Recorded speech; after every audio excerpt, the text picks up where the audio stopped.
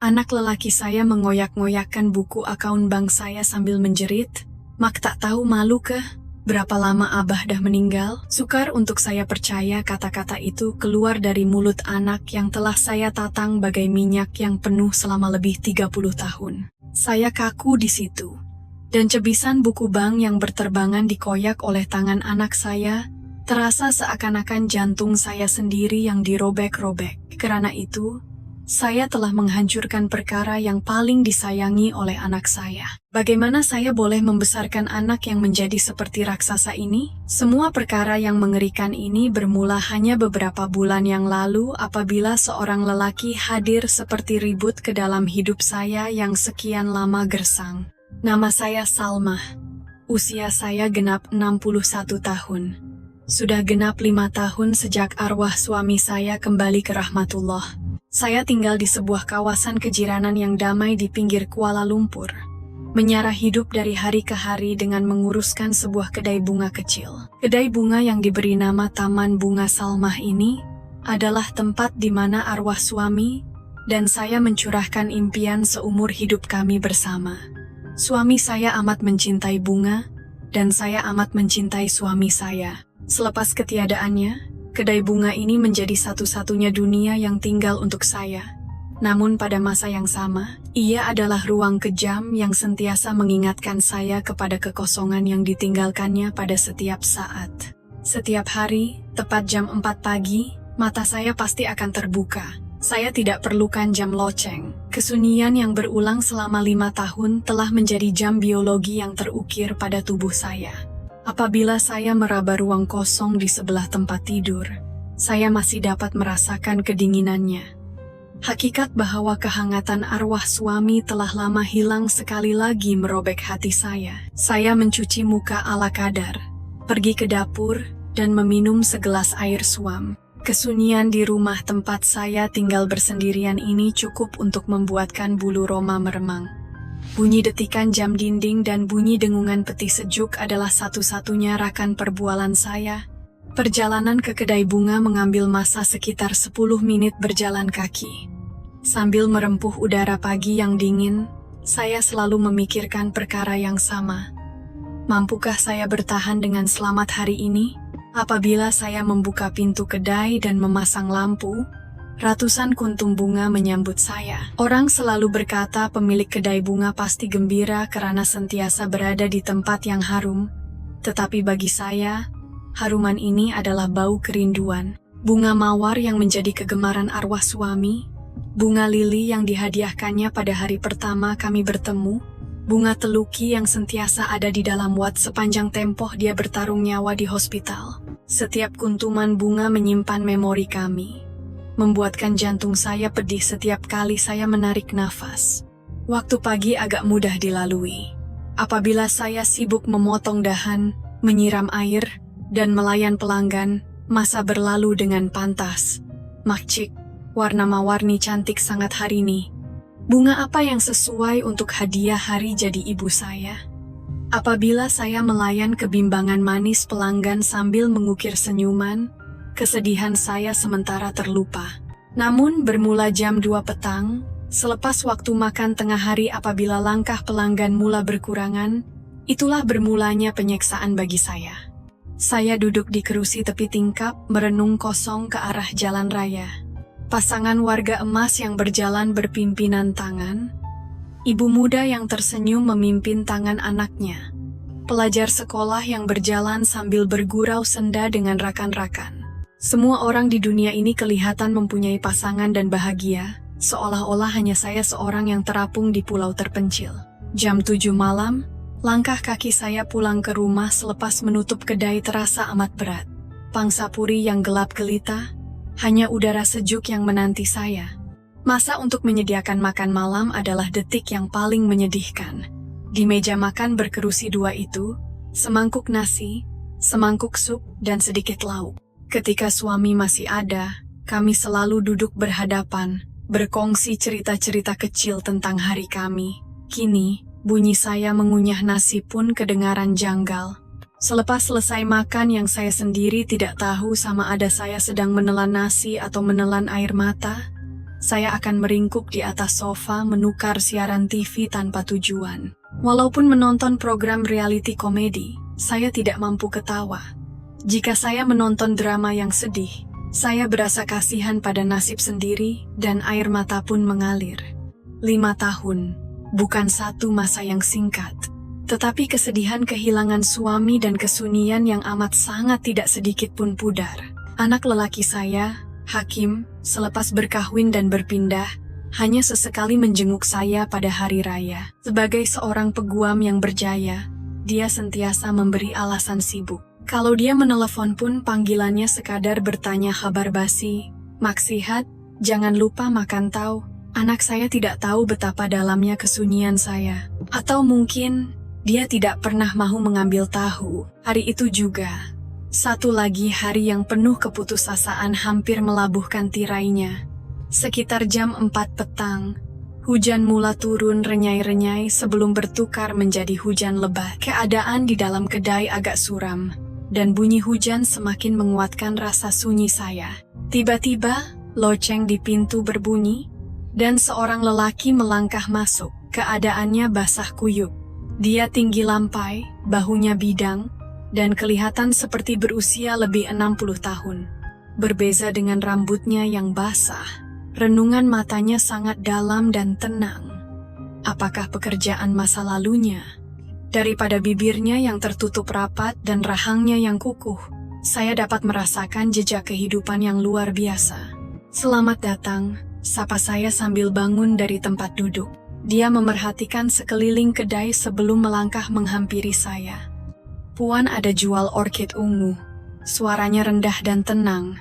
Suara itu menembusi bunyi hujan dan singgah jauh ke dalam lubuk hati saya. Orkid ungu bukanlah tempahan yang biasa. Ya, kebetulan ada beberapa pasu lagi yang tinggal. Nampaknya encik nak hadiahkan pada orang yang istimewa, tanya saya secara spontan. Dia terdiam seketika sebelum tersenyum sayu dan menjawab, untuk seseorang yang telah pergi meninggalkannya saya lama dahulu. Jawabannya membuatkan satu sudut di hati saya tersentak. Saya dapat merasai dengan naluri bahwa dia seperti saya, sedang merindui seseorang. Semasa saya berhati-hati membalut orkid tersebut, dia memandang tepat ke arah tangan saya. Tangan saya yang sentiasa memegang bunga ini sudah menjadi kasar dan berurat. Tetapi dia tidak melepaskan pandangannya daripada sentuhan saya, seolah-olah saya sedang mengendalikan permata yang berharga. Tangan Puan sangat cantik. Itu adalah pujian pertama yang pernah saya dengar seumur hidup saya. Arwah suami atau Hakim tidak pernah memberitahu bahwa tangan saya cantik. Mereka hanya berkata ia adalah tangan yang penat bekerja. Wajah saya tiba-tiba menjadi merah. Tak adalah tangan yang main dengan tanah dan duri, kasar Yeni. Tidak, tangan ini kelihatan seperti menyimpan banyak cerita. Meninggalkan kata-kata itu, dia membuat bayaran dan keluar dari pintu tanpa sepatah kata lagi. Saya memerhatikan ke arah pintu tempat dia menghilang untuk waktu yang sangat lama. Buat pertama kalinya dalam tempoh 5 tahun, jantung saya berdegup kencang di hadapan seorang lelaki asing. Malam itu buat pertama kalinya, saya tidak dapat tidur lena memikirkan orang lain selain arwah suami. Mata tajamnya, suara rendah dan tenangnya, serta kata-katanya tentang tangan saya yang menyimpan banyak cerita terus terngiang-ngiang di telinga saya. Saya tidak tahu pada waktu itu bahwa pertemuan tersebut adalah permulaan kepada badai yang akan menggoncang seluruh hidup saya. Selepas lelaki itu pergi, selama beberapa hari, hati saya seumpama tasik tenang yang dibaling batu, terus beriak. Apabila saya membuka mata pada waktu pagi, renungan matanya yang dalam adalah perkara pertama yang terlintas di pikiran. Dan ketika memotong bunga, tanpa sadar saya teringat kembali suaranya yang rendah dan tenang. Untuk seseorang yang telah pergi lama dahulu, kesedihan dalam satu ayat itu terasa sangat dekat dengan kisah saya, membuatkan hati saya turut sakit untuk kesedihan orang yang saya sendiri tidak kenali. Namun, saya menggelengkan kepala. Salma, sedar sikit. Kau dah 61 tahun. Jangan nak buang tebiat. Saya memarahi diri sendiri dan coba kembali ke dunia realiti. Tetapi hati yang telah goyah sukar untuk kembali ke kedudukan asalnya. Seminggu berlalu.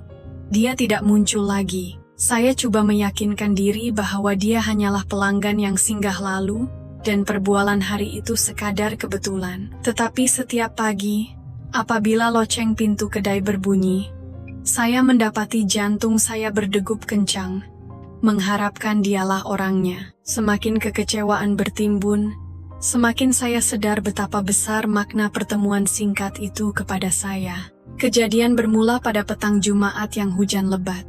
Kedai bunga lama saya bergegar akibat angin kuat, dan karena bimbang, saya coba memindahkan pasu-pasu berat dari rak kayu yang sudah tua ke bawah. Rak itu dibina oleh saya dan arwah suami ketika dia masih hidup.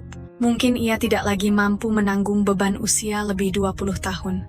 Sebaik sahaja saya mengangkat pasu, dengan bunyi berderak yang kuat, sebelah rak itu runtuh. Ya Allah, saya menjerit sambil berundur ke belakang. Beberapa pasu jatuh ke lantai dan hancur berkecai. Tanah dan serpihan tembikar berselerak di merata tempat. Nasib baik saya tidak cedera, tetapi jantung saya bagai terhenti. Melihat rak yang musnah, pandangan saya menjadi gelap. Itu adalah salah satu peninggalan terakhir sentuhan tangan suami saya. Rak yang runtuh itu ibarat hati saya. Saya tidak mampu membersihkan atau membaikinya sendirian. Saya teragak-agak sama ada mahu menelepon Hakim, tetapi sudah pasti dia akan mula membebel. "Mak, kan Hakim dah cakap suruh upah orang. Kenapa mak buat sendiri benda bahaya macam ni?" Saya tidak mahu merisaukan anak saya atau menunjukkan sisi lemah saya. Sewaktu saya duduk tergamam, entah mengapa, lelaki dari minggu lepas itu tiba-tiba terlintas di pikiran, dan kata-katanya terngiang-ngiang.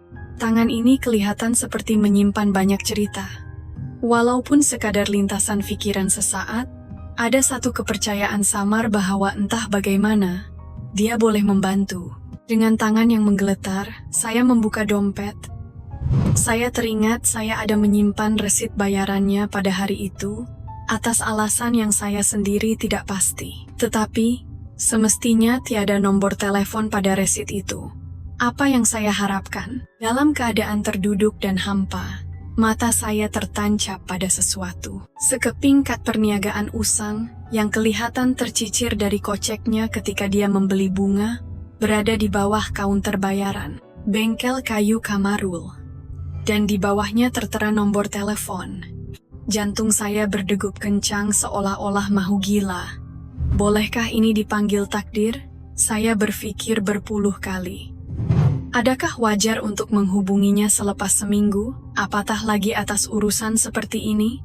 Adakah dia masih ingat pada saya? Tetapi saya tiada pilihan. Saya menekan nomor itu dengan jari yang terketar-ketar. Talian berbunyi 2 kali, dan suaranya kedengaran. "Halo? Assalamualaikum. Ingat saya lagi tak? Dari Taman Bunga Salma?" Kesunyian menyelubungi hujung talian. Seperti dijangka, dia sudah melupakan saya. Baru sahaja saya mahu menyesal kerana menelepon. Suaranya kedengaran. "Waalaikumsalam. Saya ingat, mestilah ingat. Ada apa-apa masalah ke Puan?" Suaranya masih rendah dan tenang, tetapi entah bagaimana ada nada gembira di sebaliknya. Saya memberanikan diri dan menerangkan keadaan di kedai. Rak runtuh dan saya tiada cara untuk menyelesaikannya sendiri. Sebaik sahaja saya habis bercakap, dia membalas tanpa sedikit pun keraguan. "Saya akan datang sekarang juga. Ambil masa dalam 20 menit. Puan tak ada cedera di mana-mana kan?" Mendengar nada risaunya, air mata saya tiba-tiba bertakung. Ini adalah keprihatinan mesra yang tidak pernah saya dengar waima daripada anak saya sendiri, Hakim. Tepat 20 menit berlalu, pintu kedai terbuka dan dia melangkah masuk. Kali ini, dia berpakaian kerja. Penampilannya yang memegang beg peralatan pertukangan yang kukuh kelihatan sangat meyakinkan. "Puan tak apa-apa?" Dia meneliti keadaan kedai yang bersepah sebelum bertanya tentang keadaan saya. "Ya, saya tak apa-apa. Terima kasih banyak sebab sudi datang." Dia hanya mengangguk tanda faham dan terus menuju ke arah rak yang runtuh. Dengan pandangan seorang pakar, dia memeriksa rak tersebut dengan teliti. Korak urat kayu, permukaan yang patah, tangannya bergerak tanpa ragu, dan matanya serius. Kayu cengal lama nih, arwah suami Puan yang buat sendiri ke? Ya, macam mana Encik tahu? Orang yang kerja dengan kayu memang tahu. Banyak usaha yang dicurahkan pada rak ini. Sayang kalau nak dibuang. Dia membuka beg pertukangannya dan mengeluarkan alat dengan cekap. Kemudian dia mula bekerja dengan senyap. Bunyi tukul, gergaji, dan mesin gerudi bergema di dalam kedai secara berirama. Saya hanya mampu merenung kosong ke arah belakang badannya. Belakang tubuh bidang yang dibasahi peluh, lengan yang menampakkan urat, dan tangan yang berbelulang. Selepas ketiadaan suami, ini adalah kali pertama saya merasakan kehadiran lelaki lain sedekat ini. Peliknya, pemandangan itu langsung tidak kekok. Sebaliknya, hati saya berasa sangat tenang. Lebih sejam berlalu. Dia bekerja tanpa henti. Saya coba membancuh secawan kopi suam karena berasa serba salah. Tetapi dia menolak sambil berkata, "Dah nak siap nih." Akhirnya, dia bangun dari lantai. Siap, sungguh menakjubkan. Rak yang runtuh itu kembali kepada rupa asalnya, malah lebih kukuh dari sebelumnya. Dia menyambung bahagian yang rosak dengan kayu baharu dan memaku dengan teliti di bahagian yang tidak kelihatan. Saya betul-betul tak tahu macam mana nak berterima kasih pada Encik. Tak ada apa-apalah, saya buat sebab saya suka. Dia tersenyum nipis sambil mengelap peluh. Saya melangkah ke kaunter untuk membayar upah. Tetapi dia menolak dengan tegas. Saya datang bukan untuk minta bayaran, saya cuma nak tolong. Melihat keikhlasan di matanya, saya kehilangan kata-kata. Sebaliknya, saya melakukan satu-satunya perkara yang saya mampu. Saya memilih orkid ungu yang paling cantik di kedai dan membalutnya dengan rapi. Ini tanda hati saya. Tolonglah terima. Dia teragak-agak sejenak sebelum mengambil jambangan itu dengan berhati-hati. Terima kasih, saya terima. Kami berdiri berhadapan untuk seketika. Di luar tingkap, hujan telah pun berhenti, dan cahaya matahari yang pudar menyinari bumi yang basah. Dia memecah kesunyian. Kalau Puan tak keberatan, sudi tak Puan makan malam dengan saya? Saya nak belanja. Cadangan tiba-tibanya membuatkan jantung saya kembali berdegup kencang. Saya tahu ini bukan sekadar tanda terima kasih. Namun, saya tidak teragak-agak. Boleh. Selepas menerima pelawaannya, hati saya dipenuhi dengan perasaan berdebar yang sukar diertikan.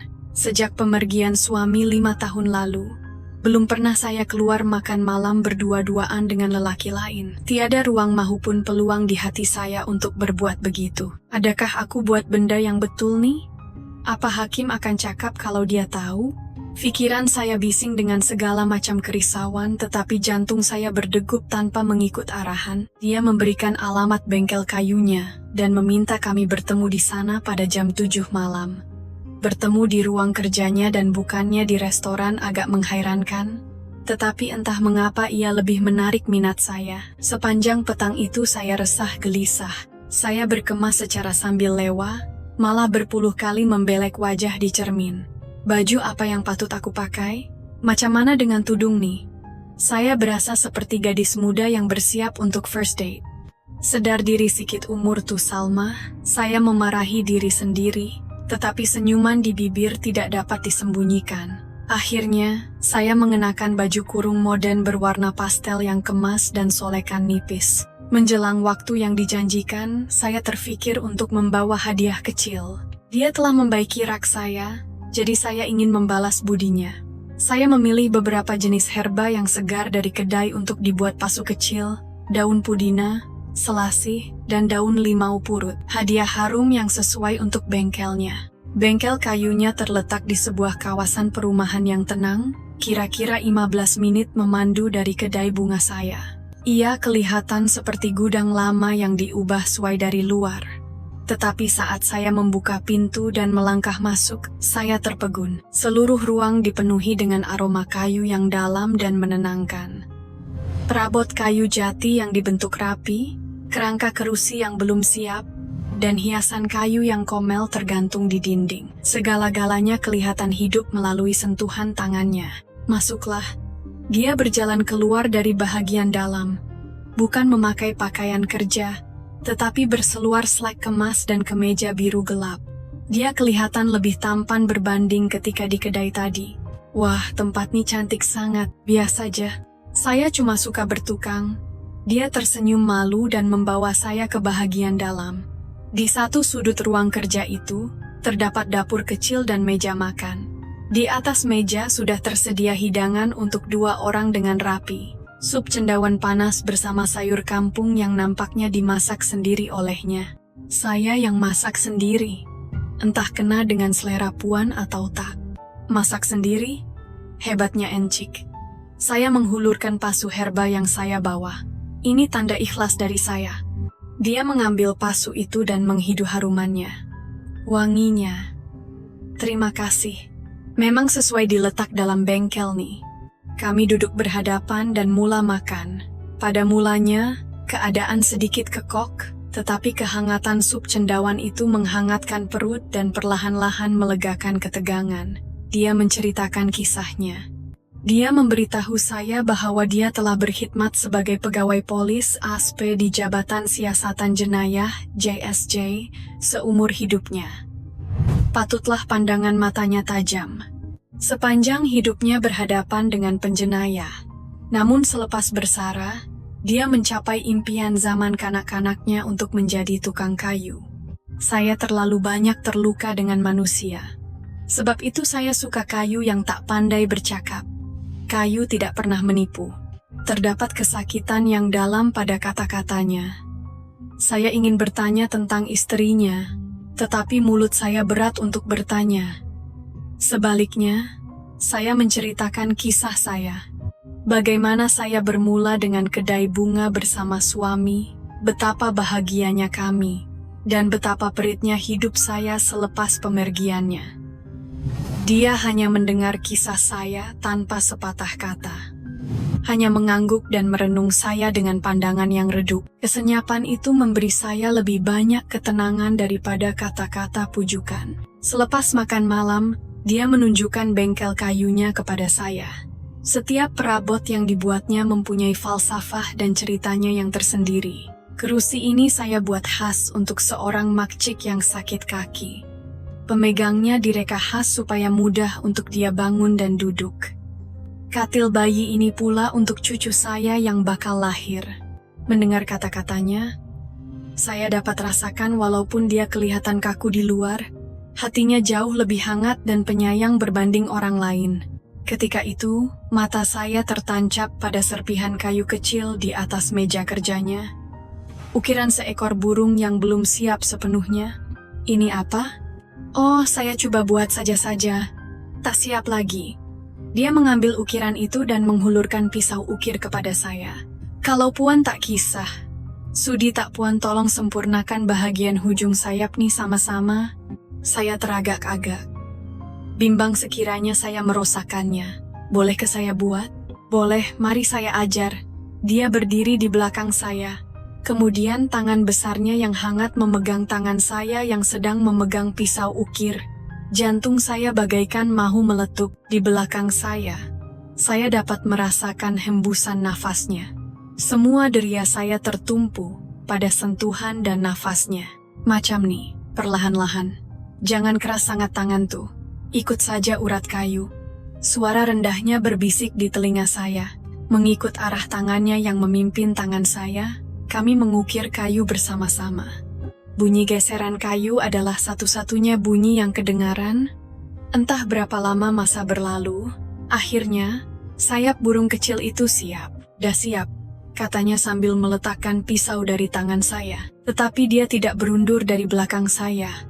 Kehangatannya masih terasa di belakang badan saya.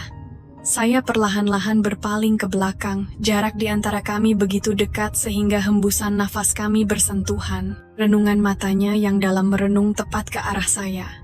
Di dalam renungan itu tersembunyi perasaan kompleks yang tidak berani saya tafsirkan. Salma, panggilnya untuk pertama kali menggunakan nama saya. Jantung saya seolah-olah luruh ke lantai. Saya tidak mampu menjawab. Saya hanya mampu menatap matanya. Tangannya mula menyentuh pipi saya. Walaupun terdapat habuk kayu yang kasar padanya, ia terasa lebih lembut daripada sutera. Boleh saya? Saya faham apa maksud pertanyaannya. Sebagai jawaban, saya memejamkan mata. Itu adalah jawaban saya. Wajahnya perlahan-lahan mendekat. Dan akhirnya bibirnya menyentuh bibir saya. Satu kucupan yang hangat dan lembut, bercampur dengan aroma kayu. Pintu hati saya yang tertutup rapat selama 5 tahun, terbuka luas pada saat itu. Sebaik bibirnya menyentuh saya, seolah-olah semua deria yang tertidur di dalam diri saya kembali hidup. Ia adalah perasaan sebagai seorang wanita yang telah saya lupakan selama 5 tahun, atau jika dikira dengan tempo arwah suami terlantar sakit, hampir 10 tahun. Kucupannya pada mulanya berhati-hati dan lembut, tetapi perlahan-lahan bertukar menjadi kehangatan yang tidak dapat dihentikan. Tanpa sadar, saya memegang erat ke mejanya. Kaki saya terketar-ketar sehingga sukar untuk saya berdiri. Apabila bibir kami terlepas, kami tercungap-cungap merenung satu sama lain. Matanya memancarkan kehendak yang mendalam, dan wajah saya panas membara bagai api. "Salma, awak oke?" Dia bertanya dengan suara terketar-ketar. Saya hanya mampu mengangguk tanpa sepatah kata. Suara saya tersekat. Dia memeluk saya dengan erat. Pelukannya sungguh lebar dan teguh. Amat sukar untuk mempercayai pelukan seorang anggota polis JSJ yang sepanjang hayatnya melawan jenayah boleh dirasa begitu hangat dan selamat. Bunyi degupan jantungnya bergema di telinga saya. Dup-dap, bersatu dengan degupan jantung saya bagaikan sebuah melodi. "Awak nak balik ke?" bisiknya di telinga saya. Saya tahu makna di sebalik soalan itu. Sama ada kami patut berhenti di sini, atau meneruskannya. Di dalam kepala saya, ada suara rasional berbisik.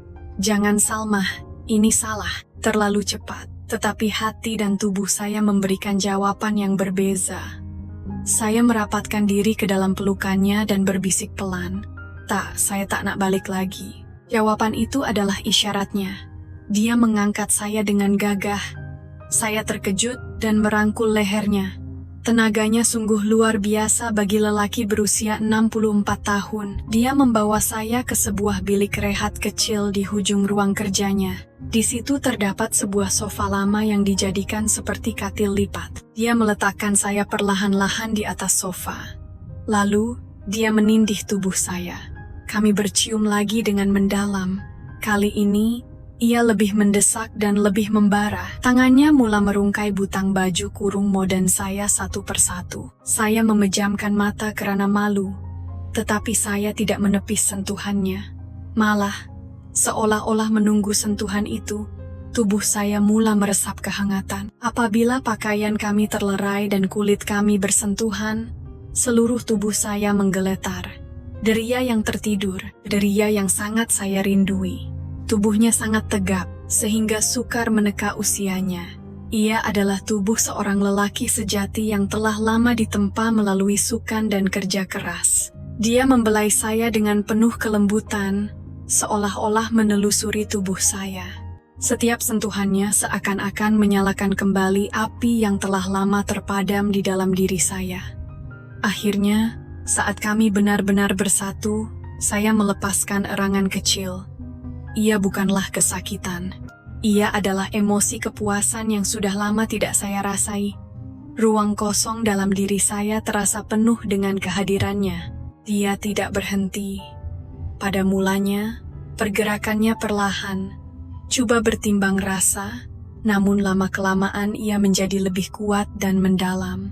Saya membiarkan diri saya hanyut dalam rentaknya. Rasa malu, rasa bersalah, semuanya saya lupakan. Hanya asmara dan nikmat bahwa saya masih bernyawa yang menguasai saya pada waktu itu. "Salma, Salma." Dia memanggil nama saya berulang kali. Hati saya luluh mendengar kepiluan dan kehangatan dalam suaranya. Saya juga ingin memanggil namanya, tetapi tiada kata yang terkeluar. Hanya desahan yang bergema. Entah berapa lama masa berlalu, saat kemuncak di mana segala-galanya di dunia seakan-akan terhenti berlalu, dan kami berpelukan dalam keadaan dibasahi peluh. Tiada seurat kudrat pun yang tersisa pada tubuh saya. Namun peliknya, hati saya terasa sangat ringan seperti boleh terbang. Awak nih sungguh menakjubkan, kata saya termengah-mengah. Dia tidak menjawab, sebaliknya menyapu peluh di dahi saya sambil mengukir senyuman lembut. Sebab Salmah terlalu istimewa untuk saya. Sukar untuk saya percaya kata-kata itu. Namun renungannya penuh keikhlasan. Kami baring begitu seketika, berkongsi kehangatan. Saya ingatkan semuanya telah berakhir. Keseronokan malam ini sudah memadai. Namun, saya memandang terlalu rendah pada lelaki ini. Lebih kurang sejam kemudian, semasa saya baru sahaja mengumpul tenaga dan ingin memakai semula pakaian, tangannya kembali merangkul pinggang saya. Nak pergi mana tuh? Kena baliklah. Dah lewat malam, awal lagi. Malam masih panjang, saya dapat merasakan matanya kembali membara. Jangan cakap awak nak lagi, tanya saya tidak percaya. Dia tersenyum nakal dan mengucup bibir saya. Saya tak sanggup lepaskan awak macam ni. Malam itu, kami mendambakan satu sama lain sebanyak 3 kali. Kali kedua lebih mendalam daripada yang pertama, dan kali ketiga sangat meruntun jiwa, seolah-olah ia adalah malam terakhir di dunia. Saya sendiri terkejut bahwa tubuh saya mampu merasai berahi yang begitu hangat. Hubungan intim dengan arwah suami lebih dipenuhi dengan rasa cinta dan tanggung jawab. Namun ia jauh berbeza dengan semangat yang meluap-luap sebegini. Menjelang subuh, ketika saya benar-benar kepenatan dan terlena di dalam pelukannya, dia berbisik di telinga saya, "Terima kasih Salmah, sebab buat saya rasa macam lelaki semula." Mendengar kata-kata itu, saya berpikir, tidak, kamulah yang membuatkan aku rasa seperti seorang wanita semula. Dan tiba-tiba satu persoalan terlintas di pikiran. 3 kali di tengah malam? Adakah ini benar-benar sesuatu yang boleh dilakukan oleh lelaki berumur 64 tahun? Saya tertawa perlahan dalam keletihan. Api hidup saya yang saya sangka telah terpadam, mula menyala kembali dengan marak selepas bertemu dengannya. Sejak malam itu, hidup saya berubah sepenuhnya. Saya tidak lagi takut untuk membuka mata pada waktu pagi. Sebaliknya, hati saya dipenuhi dengan keterujaan. Hari ini aku dapat jumpa dia lagi. Pikiran itu sahaja memberi saya kekuatan untuk memulakan hari. Hubungan kami berterusan secara rahasia. Pada waktu siang, kami bekerja di ruang masing-masing. Dan menjelang malam, kami bertemu di bengkel kayunya atau kedai bunga saya. Dan apabila malam menjelma, tanpa gagal, kami menerokai tubuh satu sama lain, membalas dendam terhadap waktu-waktu sunyi yang pernah kami lalui. Tenaga lelakinya sungguh sukar dipercayai. 2 atau 3 kali sehari adalah kebiasaan, malah kadang-kadang lebih daripada itu. Pada awalnya, tubuh saya sukar menyesuaikan diri dan terasa letih. Namun anehnya saya tidak pernah membencinya. Sebaliknya, semangatnya yang tidak kenal erti penat telah mengejutkan sisi kewanitaan dalam diri saya yang sedang tidur. Dan saya kembali berseri-seri dari hari ke hari. Orang di sekeliling adalah yang pertama menyadari perubahan ini. "Makcik, ada berita baik ke akhir-akhir nih?" Muka nampak berseri-seri. Teguran pelanggan tetap membuatkan saya tersipu-sipu dan berdalih. Cukup tidur rasanya Kut, namun kebahagiaan di hati tidak dapat disembunyikan. Saya mengeluarkan baju-baju kurung berwarna terang yang sudah 5 tahun tidak saya sentuh, dan kembali memoleskan gincu di bibir. Refleksi wajah saya di cermin tidak lagi kelihatan menyedihkan dan kesepian. Ia adalah wajah seorang wanita yang sedang dicintai. Perubahan terbesar berlaku di kedai bunga. Sebelum ini, ia hanyalah peninggalan suami dan punca pendapatan, tetapi kini ia berubah menjadi ruang romantis tempat terbinanya memori antara saya dan Abang Kamarul. Rak yang dibinanya sentiasa dipenuhi dengan bunga segar, dan 3 ukiran burung kayu kecil pemberiannya menjaga saya dari atas kaunter. Saya tidak lagi merasai kerinduan atau kesedihan daripada bau bunga. Kini wangian itu adalah aroma keterujaan dan harapan. Kami memasak bersama, menonton film, dan kadangkala keluar bersiar-siar di hujung minggu ke kawasan berdekatan. Segala benda yang dilakukan oleh pasangan kekasih biasa, kami mula melakukannya buat pertama kali pada usia mencecah 60-an. Semakin lambat kami bermula, semakin berharga dan mendalam setiap detiknya. Salmah, coba rasa nih.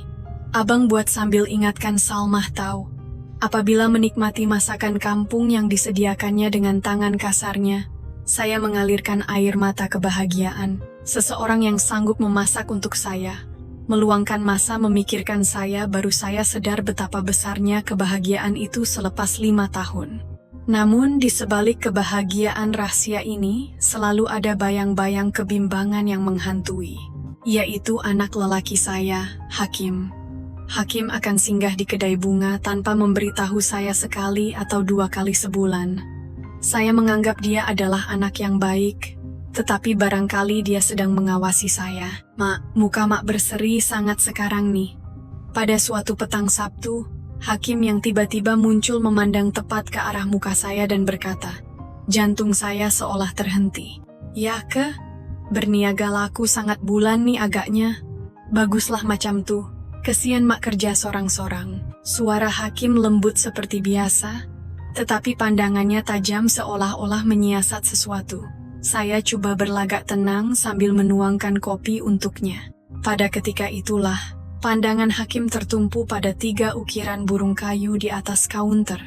Mak, ini apa nih? Tak pernah nampak pun. Oh, itu hiasan je. Cantik kan? Mak buat sendiri kah? Pandai Mak mengukir. Bukan. Ada kawan Mak yang bagi. Saya tanpa sadar membocorkan rahasia. Sebaik sahaja perkataan kawan itu terkeluar, saya tahu saya sudah tersilap. Kening Hakim terangkat sedikit. Kawan yang mana satu nih? Pelanggan tetap kedai Mak. Dia cakap dia minat bertukang. Saya tergesa-gesa mengubah topik perbualan. Oh ya, cucu Mak sihat ke?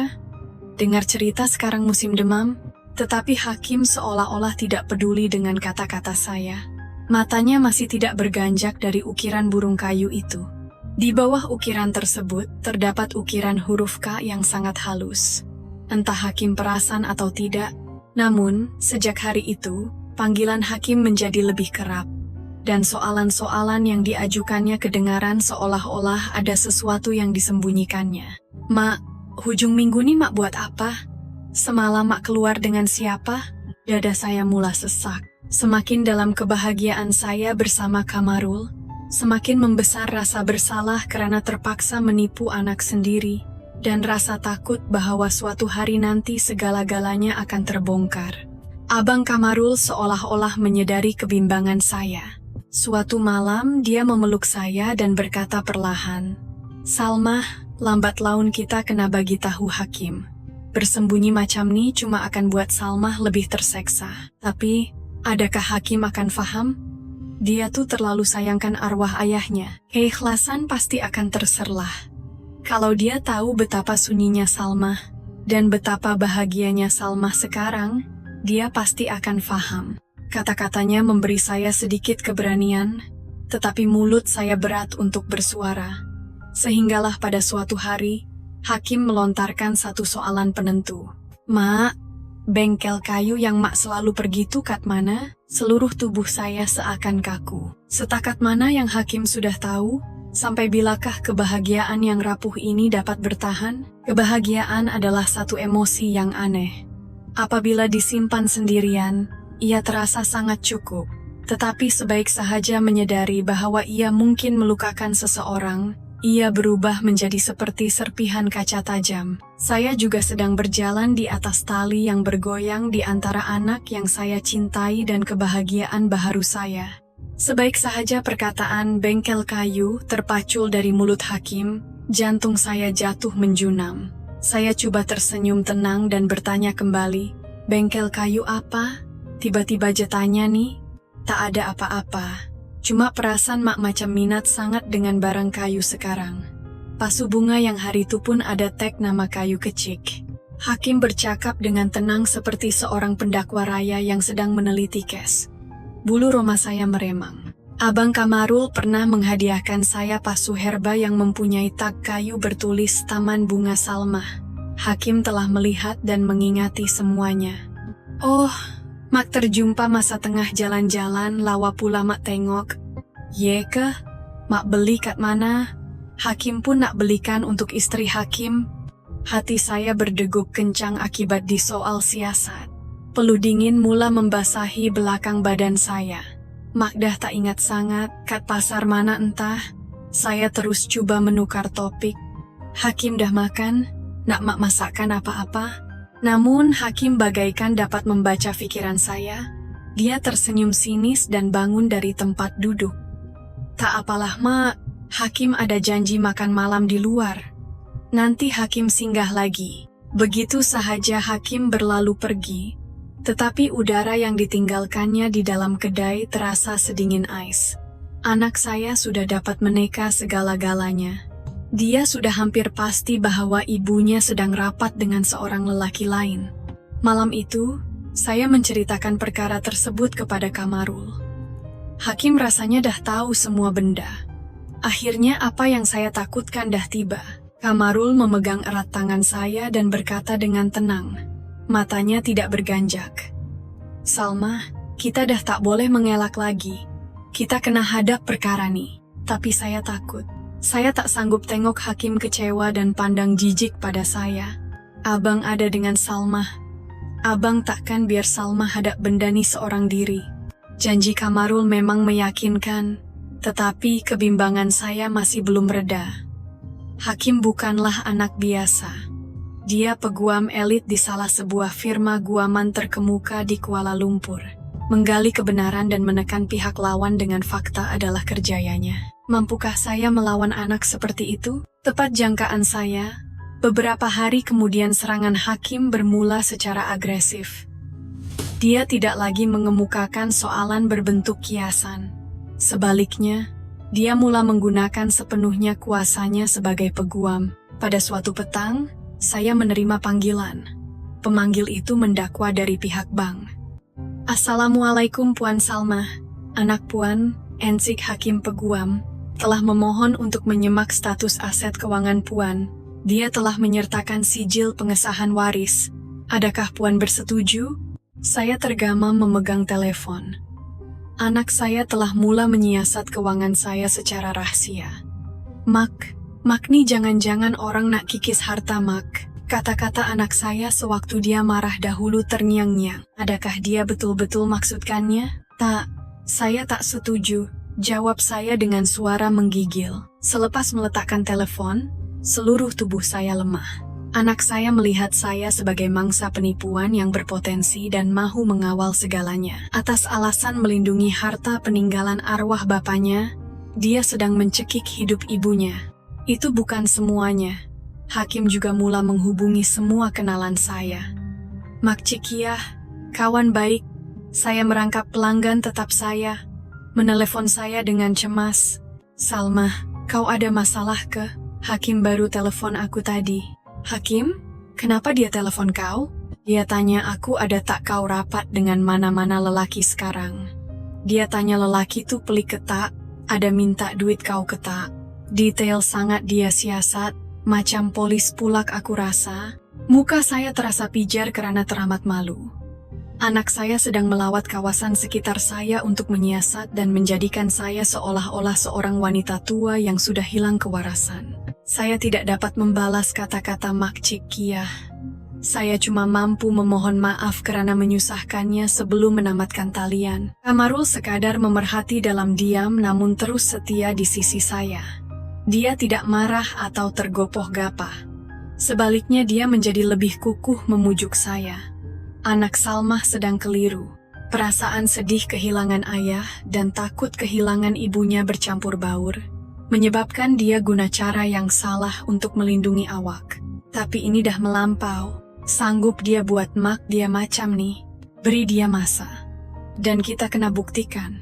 Buktikan yang cinta kita bukan bertujuan nak mengikis duit awak, tetapi sekadar dua jiwa sunyi yang tulus saling melengkapi. Namun Hakim tidak memberikan kami masa. Beberapa hari kemudian Hakim muncul di kedai bunga bersama sebuah sampul surat coklat. Wajahnya keras kerana marah. Mak, ini ke orangnya? Hakim melempar beberapa keping gambar dari sampul itu ke atas meja. Gambar saya dan Kamarul bersama. Ketawa di depan bengkel, berjalan di tepi tasik, malah saat saya membonceng motosikalnya. Sudah terang lagi bersuluh, dia mengupah seseorang untuk mengekori kami. Apa semua nih Hakim? Hakim upah penyiasat pribadi. Hakim kena pastikan siapa sebenarnya jantan yang selalu berkepit dengan Magni. Suara Hakim sedingin ais. Nama Kamarul, umur 64, bekas ASP Polis. Cerai 15 tahun lepas. Dan dia ada rekod jenayah rupanya. Rekod jenayah? Saya bagai tidak percaya. Ya, rekod jenayah mencederakan orang. 15 tahun lepas, masa dalam proses cerai, dia belasah kekasih gelap istri dia sampai masuk lokap dan kena denda di mahkamah. Dalam dokumen yang ditunjukkan oleh hakim, rekod lampau Kamarul tercatat dengan terperinci. Saya tidak mampu berkata apa-apa. Saya tahu dia dikhianati oleh istrinya, tetapi ini pertama kali saya mendengar insiden itu. Mak nampak lagi ke dia nih orang baik? Dia banduan yang sanggup pukul lelaki lain sebab istri dia curang. Macam mana mak boleh yakin orang macam ni tak ada niat jahat nak kikis harta mak? Di hadapan logik teguh anak saya kehilangan kata-kata. Gambaran Kamarul yang saya kenal sangat berbeza dengan maklumat pada kertas tersebut. Mak kena buat pilihan, sama ada mak putuskan hubungan dengan jantan ni sekarang, atau hakim sendiri bawa semua bukti ni pergi jumpa dia dan pastikan dia tak muncul lagi depan mak. Ugutan anak saya menyesakkan nafas saya. Apakah niat sebenar Kamarul? Adakah benar dia ada menyembunyikan sesuatu daripada saya? Kata rekod jenayah dan mencederakan orang dari mulut anak saya ibarat ketukan tukul di kepala saya. Kamarul yang saya kenal adalah seorang yang hangat, mesra dan penuh duka. Tetapi Kamarul di dalam fail hakim adalah susuk tubuh yang menggerunkan. Tak mungkin. Mesti ada salah faham nih. Saya mengumam sendiri tanpa sadar. Salah faham? Mak, ini fakta. Fakta yang tak boleh dinafikan. Hakim membidas dengan dingin. Dalam pandangannya, tiada lagi kerisauan terhadap ibunya, hanya keyakinan angkuh seorang peguam yang berjaya menangkes. Lelaki ini bahaya. Dia mungkin gagal kawal emosi. Sekarang ini memanglah dia layan mak elok, tapi suatu hari nanti dia akan tunjuk belang. Setiap patah kata hakim umpama pisau merobek dada saya. Setiap saat saya bersama Kamarul mula dipersoalkan. Kebaikan, kehangatan, ciuman, dan air matanya. Mungkinkah semuanya sekadar lakonan demi mempergunakan saya atau menuntut harta saya? Pikiran yang mengerikan mula berselirat di otak. Mak tahu kenapa hakim buat semua nih. Demi nak jaga mak, hakim nak pastikan harta peninggalan arwah abah dan sisa hidup mak terpelihara daripada penipu berselindung macam dia tuh. Ayat hakim dipenuhi dengan retorik tanggung jawab anak yang baik, tetapi saya dapat merasakan ego dan keinginannya untuk mengawal hidup saya. Dia bukan mahukan ibunya gembira. Dia hanya mahukan seorang ibu yang selamat di bawah telunjuknya. Sejak hari itu, saya tidak dapat berjumpa dengan Kamarul. Hakim telah mengambil telepon pintar saya, menyekat nomor teleponnya, dan setiap kali saya menutup kedai, hakim akan menjemput dan memastikan saya tiba di rumah. Saya berada di bawah pengawasan ketat. Kamarul mungkin telah banyak kali mencoba untuk menghubungi saya, tetapi tiada jalan untuk menyampaikannya. Mungkin dia berpikir saya telah mengubah pikiran secara tiba-tiba, dan dia kini sedang menderita terluka. Setiap hari terasa seperti neraka. Melihat bunga pun hati saya hampa. Makan nasi terasa seperti mengunyah pasir. Setiap malam, bayangan mata Kamarul yang terluka mengganggu, sehingga saya tidak mampu lena, basah bantal dengan air mata. Namun, di bawah kawalan ketat hakim, saya tidak berdaya melakukan apa-apa. Kira-kira seminggu kemudian, kejadian yang tidak dijangka berlaku. Hari itu hakim terpaksa pergi outstation tugasan luar, dan akhirnya saya mendapat masa untuk sendirian. Ketika dalam perjalanan pulang selepas menutup kedai, Saya perasan satu susuk tubuh yang saya kenali sedang berdiri di kawasan lobi pangsapuri saya. Itu Kamarul. Sebulan tidak bersua, wajahnya cengkung dan kelihatan kepenatan. Apabila ternampak saya, riaknya bertukar campur baur antara kelegaan, kerinduan, dan rasa terkilan. Salmah, ketika dia coba melangkah mendekati saya, tanpa sadar saya berundur ke belakang. Jangan dekat. Suara saya sangat dingin, menyebabkan langkahnya terhenti. Saya dapat melihat luka yang dalam terpapar di wajahnya. Kenapa? Kenapa macam nih? Apa salah abang? Kita berhenti setakat nih, Je. Saya tak boleh berkawan dengan orang macam awak.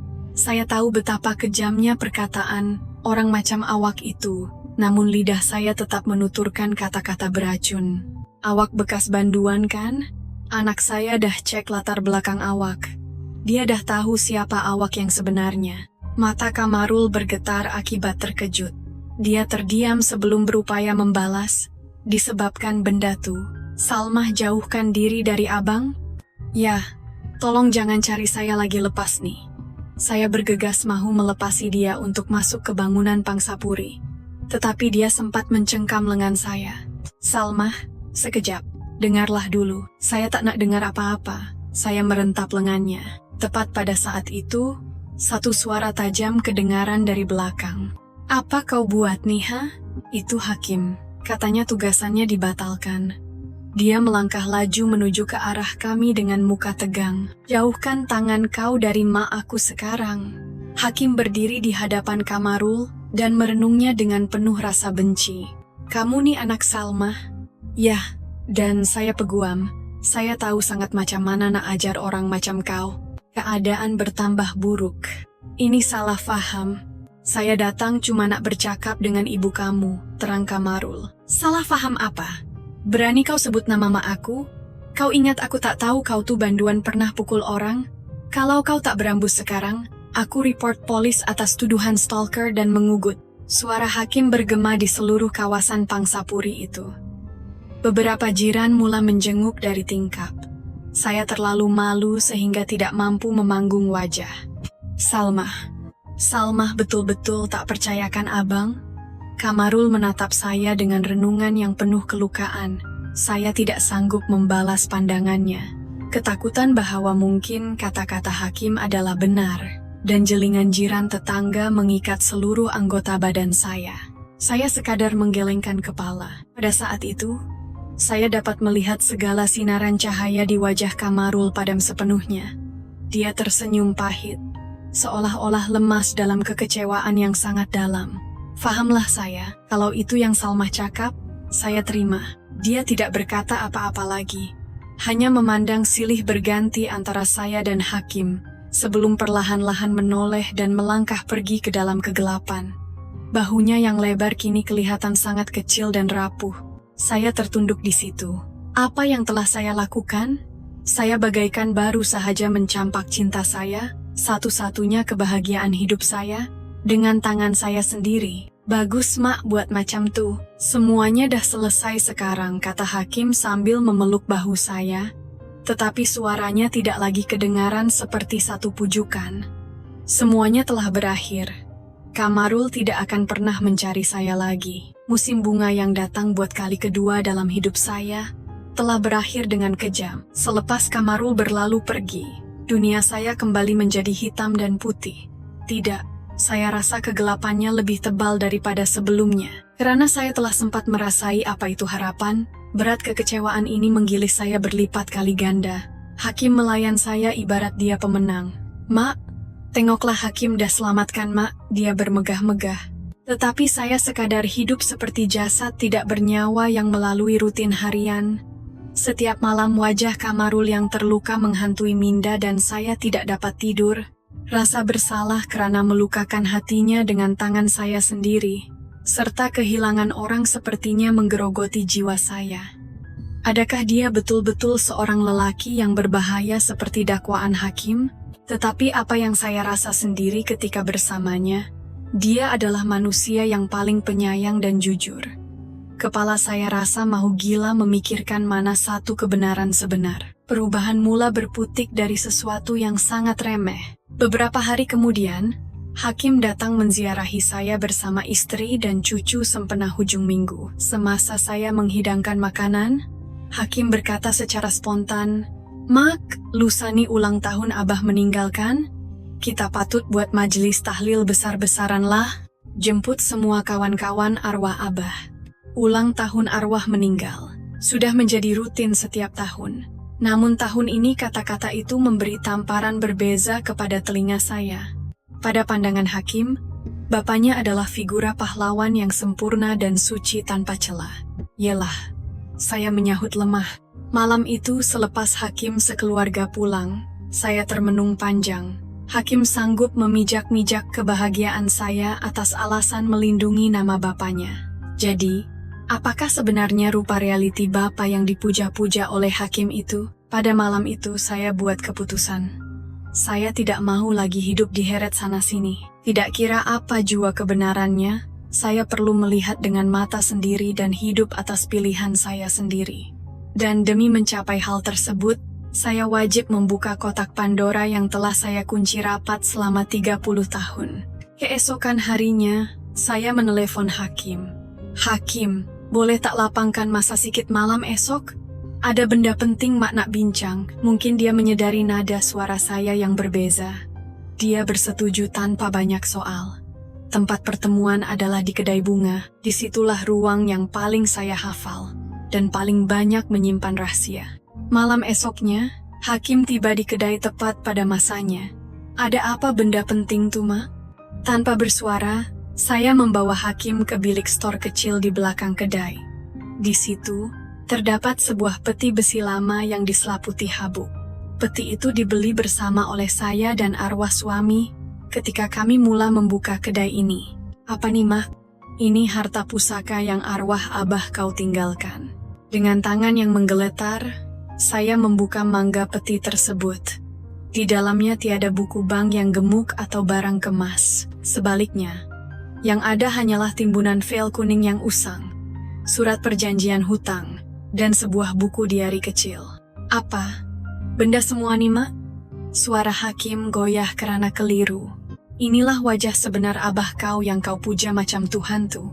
Saya menarik keluar dokumen yang teratas sekali dan menghulurkannya kepada Hakim. Ia adalah notis sitaan aset dari Mahkamah Tinggi yang dikeluarkan 20 tahun lepas. "Sitaan? Mak, apa maksud semua nih?" "Arwah Abah kau penagih judi." Ayat yang keluar dari mulut saya membuatkan wajah Hakim pucat lesi. "Bohong. Tak mungkin Abah buat benda tuh." "Ini bukan bohong. Ini realiti, Hakim." Saya menyambung penjelasan saya dengan tenang tetapi tegas. "Masa kau kecik, Abah kau gila main nombor ekor dan judi kuda haram? Mula-mula cuma suka-suka, tapi lama-lama benda tuh jadi barah.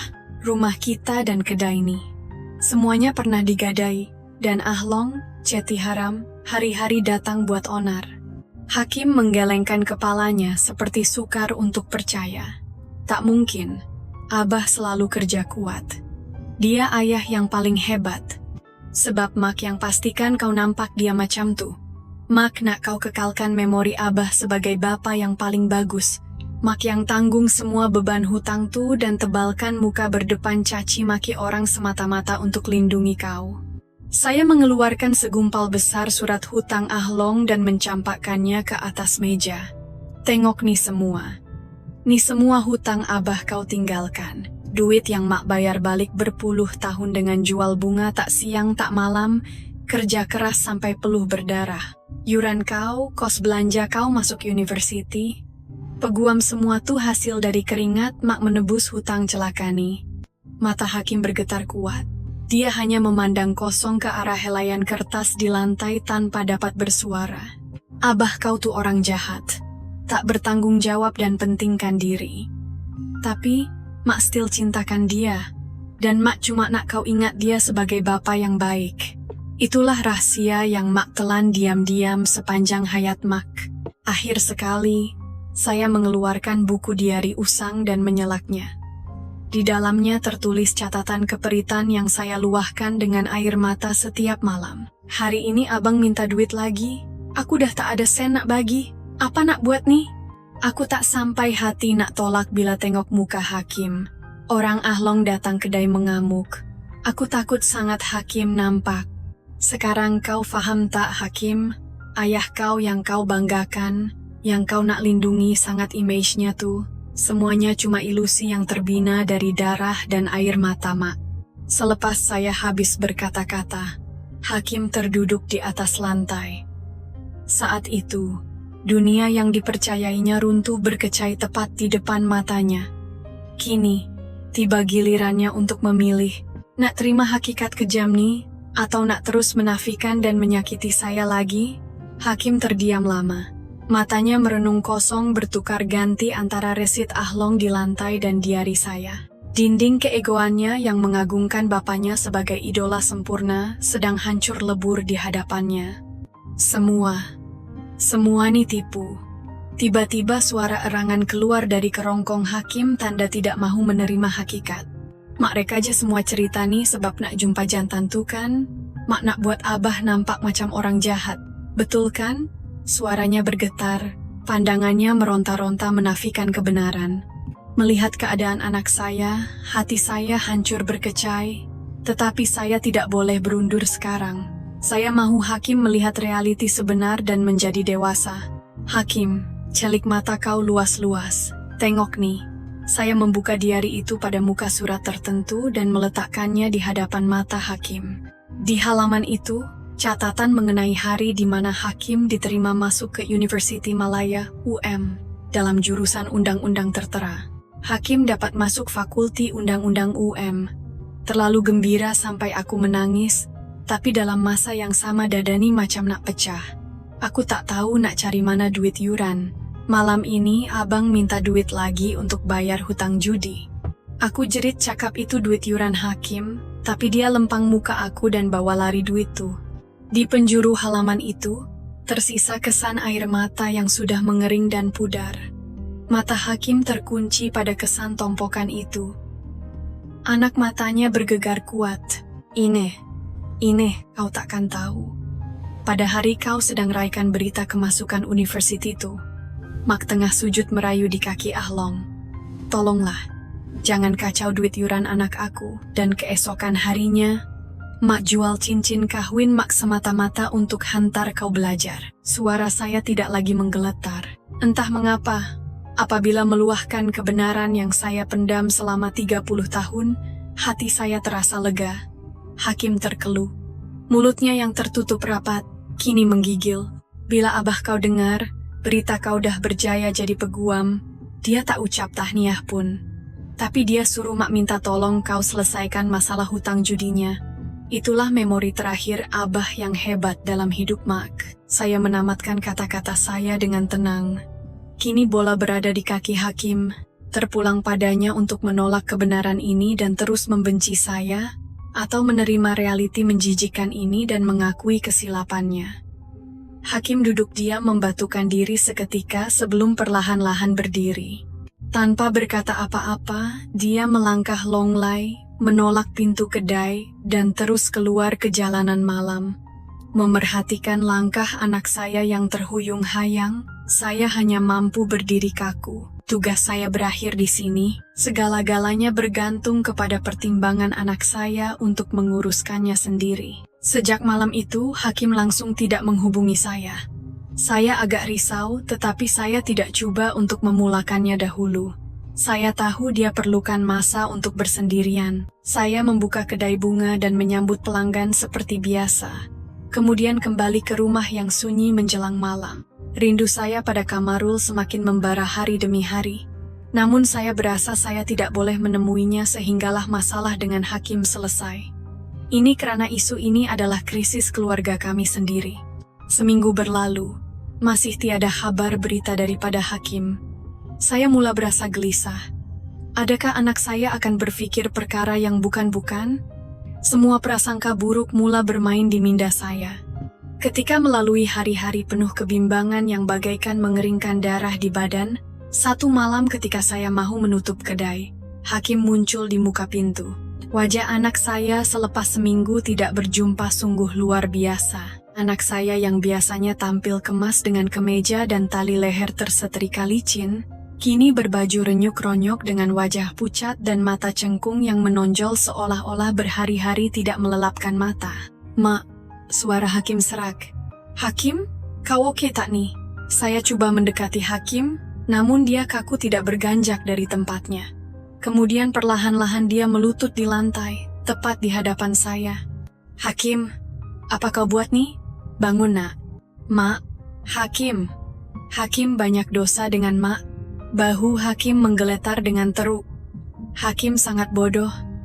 Hakim hukum mak tanpa tahu apa-apa, dan buat hati mak terluka teruk. "Tolong jangan ampunkan Hakim mak." Air mata yang lebat bercucuran tumpah dari mata anak lelaki saya ke lantai. Melihat keadaan anak sebegitu rupa, air mata saya turut mengalir sama. "Bangunlah nak, cepat bangun." Saya berusaha memapah anak saya berdiri. Hakim meluahkan bahwa dia tidak dapat melakukan apa-apa kerja dalam tempo seminggu yang lalu. Dia marah pada bapaknya, dan juga marah pada ibunya yang menyembunyikan kebenaran tentang bapak sedemikian rupa. Dan dia membenci dirinya sendiri karena dungu dan tidak mengetahui apa-apa. Hakim menggunakan sepenuhnya kapasiti peguam yang dimilikinya untuk menggali secara sah segala jejak peninggalan arwah bapaknya dan hutang-hutangnya. Dia mendapati apa yang saya beritahu semuanya benar. Malah, lebih dahsyat daripada yang saya perkatakan. Hakim tak dapat bayangkan macam mana mak boleh tanggung kesengsaraan nih seorang diri berpuluh-puluh tahun. "Mak buat semua tuh untuk kau. Mak cuma nak pastikan kau dapat hidup bahagia dan tak terjejas dengan masalah orang tua." Sekarang Hakim baru faham betapa mementingkan dirinya Hakim selama ini. Hakim hidup bersenang-lenang di atas penderitaan mak. Hakim bercakap dalam tangisannya, "Mah, tolonglah carikan kebahagiaan untuk diri mak sendiri." Hakim lambat matang, "Ampunkan Hakim mah." Saya tidak membalas apa-apa, sebaliknya saya memeluk erat tubuh anak lelaki saya. Belakang anak saya terasa lebih lebar dan lebih sunyi daripada apa yang saya gambarkan selama ini. Betapa beratnya pundaknya menanggung figura ayah yang diagungkan seumur hidupnya. Saya berasa simpati tetapi dalam masa yang sama bangga melihat anak saya akhirnya melepaskan bebanan itu. "Pak Cik, Encik Kamarul kan?" Selepas reda dari tangisannya, Hakim membuka mulutnya dengan berhati-hati. "Hakim minta maaf sangat-sangat dah buat mak terluka. Boleh tak kalau Hakim yang jumpa dia, dan mohon maaf bagi pihak mak." Saya menitiskan air mata tanda anggukan. Anak saya kini bersedia untuk menerima segalanya. Walaupun proses yang dilaluinya menyiksakan, namun Hakim kini berubah dan membesar menjadi lelaki dewasa yang matang. Pahit menerima kebenaran, mengakui kelemahan, dan dengan tulus ikhlas mendoakan kesejahteraan ibu kandungnya. Ini adalah perubahan anak lelaki yang di luar jangkaan namun membanggakan. Namun di sudut hati saya tetap berasa cemas. Sudikah Kamarul memaafkan Hakim dan kembali menyambung hubungan dengan saya? Dengan dada yang bergetar, saya mendial nomor Kamarul dan menyampaikan niat Hakim kepadanya. Keheningan yang panjang daripada hujung talian membuatkan saya takut. Akhirnya dia bersuara, "Baiklah, mari kita berjumpa." Suaranya kedengaran tegas namun dalam, seolah-olah dia telah memahami dan merangkumi semuanya. Keesokan malamnya, kami bertemu di bengkel kayunya. Sebaik sahaja melangkah masuk, Hakim menundukkan kepalanya dalam-dalam dan meminta maaf kepada Kamarul. "Hari itu, saya benar-benar biadab dan buat salah besar. Saya mohon maaf Pak Cik." Kamarul menepuk bahu Hakim seolah-olah tiada apa yang berlaku dan membawanya ke meja makan. Apabila semua sudah duduk, Kamarul membuka cerita. "Jadi kamu rupanya dah cek semua fail polis pasal kes pukul tuh. Memang patut anak lakukan macam tuh. Kalau Pacik di tempat kamu, Pacik mungkin akan buat lagi teruk." Kenyataannya yang langsung tidak disangka-sangka membuatkan saya dan Hakim mendongak kepala memandangnya serentak. "Tapi kamu ada terlepas pandang satu benda. Kamu cuma baca fakta atas kertas bertulis. Kamu tak selidiki kebenaran tersembunyi di sebaliknya." Kamarul bangun ketingkap dan membelakang-peng Permi sambil meneruskan kata-katanya. "Kamu tahu kenapa Pak Cik pukul lelaki jahanam tuh? Sebab dia telah angkat tangan pada istri Pak Cik masa tuh. Pak Cik cuma nak selamatkan seorang wanita. Ini pertama kali saya mendengar mengenai cerita sebenar di sebaliknya. Suaranya diiringi kepedihan lama yang berusia 15 tahun. Tapi mahkamah dan masyarakat dah cop Pak Cik sebagai bekas banduan karena mencederakan orang, dan Pak Cik hilang semuanya. Itu adalah realiti sebenar kesengsaraan yang Pak Cik lalui. Dia memusing badannya merenung wajah kami perlahan-lahan. Matanya sayu, tetapi tidak lagi menunjukkan sisi lemahnya. Itu sama seperti keadaan mak kamu. Kamu siasat akaun bank ibumu dengan mata kasar, tapi kamu tak perasan air mata yang merembes di pipinya selama lebih 30 tahun. Kata-katanya menikam tepat ke ulu hati hakim. Hakim langsung tiada alasan untuk menyangkal, lalu dia menundukkan wajahnya menatap bumi. Kamarul memindahkan pandangannya kepada saya. Pak Cik cintakan ibu kamu nih. Pak Cik sayang pada kepedihan, kesunyian, dan sisi ketabahan yang tersembunyi dalam hatinya. Sepanjang baki sisa hidup ibu kamu ini, Pak Cik nak kembalikan kebahagiaan yang tidak pernah arwah ayah kamu berikan kepadanya. Mendengar luahan cintanya yang murni itu, air mata kegembiraan saya mencurah tanpa henti. Oleh itu, tolonglah restui hubungan kami. Izinkanlah Pak Cik menemani dan menjaga baki hidup ibu kamu. Keikhlasannya itu membuatkan hakim terkesima lama. Dia tidak terucap sepatah kata pun. Lalu hakim bingkas berdiri, melangkah mendekati Kamarul, dan kembali tunduk hormat kepadanya. Saya amanahkan mak saya. Tolonglah jaga mak saya dengan baik. Suara hakim diselubungi sebak yang tebal. Pada saat itu dua lelaki tersebut akhirnya memahami antara satu sama lain, dan hati mereka bersatu semata-mata demi mendoakan kebahagiaan untuk satu wanita yang sama. Sesungguhnya, kehebatan sebenar bukanlah melalui kekerasan untuk menundukkan lawan, namun keberanian untuk merendahkan diri dan meluahkan niat suci secara jujur adalah apa yang dipercayai oleh masyarakat kita. Pendedahan Kamarul berhubung sejarah lampau silamnya sebenarnya berjaya merubah pendirian hakim. Ia merupakan kuasa yang jauh lebih gagah mengatasi sebarang ancaman logik atau undang-undang duniawi. Sejak hari itu, selama beberapa hari, hakim tidak menghubungi saya langsung. Saya tahu dia perlukan masa secara sendirian, maka saya menunggu dengan diam dan menaruh kepercayaan kepada anak lelaki saya. Kelak, daripada cerita menantu saya mendapat tahu bahwa dalam tempoh beberapa hari tersebut, hakim mengambil cuti dan mengurung dirinya di dalam rumah. Dia bersendirian dalam pergelutan jiwanya sendiri, di antara dunia bapaknya yang selama ini dipujanya dengan dunia baharu ibunya yang kini baru disedarinya. Pada pagi hujung minggu, hakim memberanikan diri memandu seorang diri menuju ke tanah perkuburan Islam, di mana arwah ayahnya disemadikan. Dia tidak memberitahu saya pun. Barangkali dia mahu masa untuk berhadapan dengan dirinya secara telus dan berbisik kepada roh arwah abahnya secara pribadi. Berdiri di hadapan batu nisan, anak lelaki itu terpaku sepi cukup lama. Menatap nama yang terukir, apakah yang difikirkannya? Abah.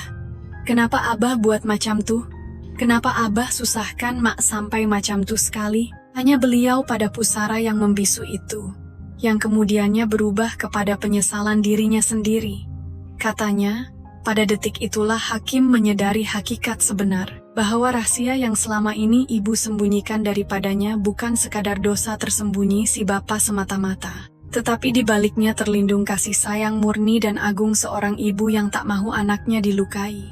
Lalu, anak lelaki manakah dia ini yang sanggup melukai hati si ibu sekejam ini? Ampunkan hakim mak. Hakim berdosa besar pada mak. Dia menangis meratap tersak-esak di perkuburan seperti budak kecil. Air mata itu bukanlah ditangisi untuk ayahnya. Ianya adalah air mata penyesalan yang sangat terlambat karena mengabaikan kepedihan ibunya. Hanya selepas tangisannya reda, barulah hakim merasakan sebahagian daripada beban hatinya berkurangan. Dia melepaskan bayangan bapaknya sebagai sosok dewa pujaannya, dan menelannya sebagai sisi kelemahan seorang insan biasa.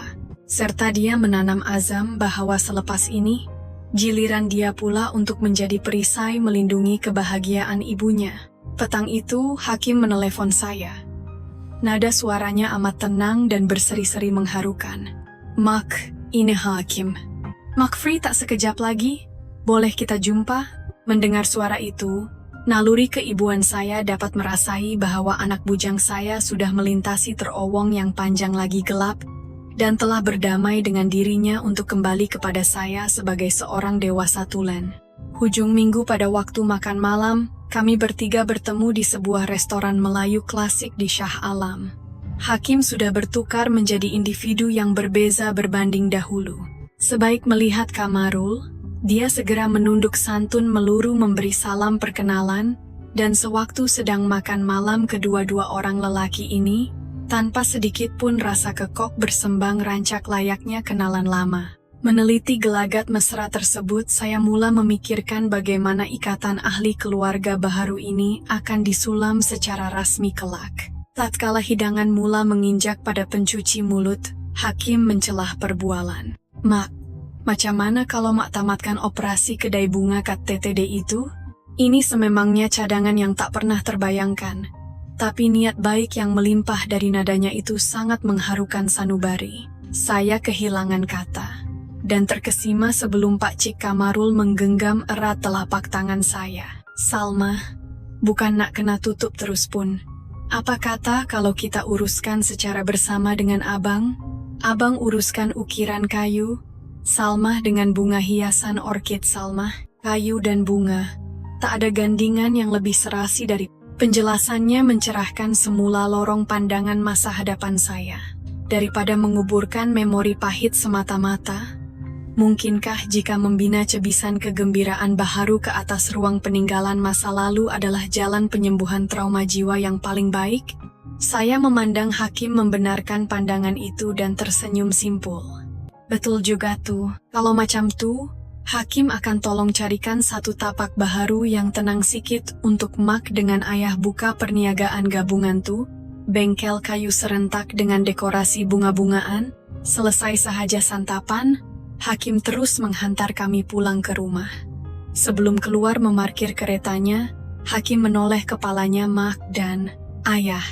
Seruan gelaran ayah daripada mulut Hakim nyata menggemparkan saya dan Kamarul, sehingga mata kami bulat bertentangan sesama sendiri. Semoga mak dan ayah bahagia sentiasa.